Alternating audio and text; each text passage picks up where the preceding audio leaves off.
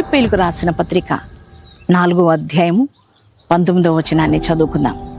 కాగా దేవుడు తన ఐశ్వర్యము చొప్పున క్రీస్తు యేసునందు మహిమలో మీ ప్రతి అవసరమును తీర్చును. ప్రైజ్ ద లార్డ్ అండి.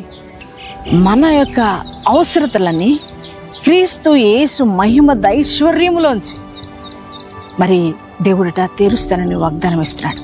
ఎన్నో అవసరతలు ఉంటాయి కదా, కృంగిపోయి నలిగిపోయి ఎలా ఈ నెల అవసరతలు తీరుతాయని ఆలోచిస్తున్నా నీతో ప్రభు మాట్లాడుతున్నారు.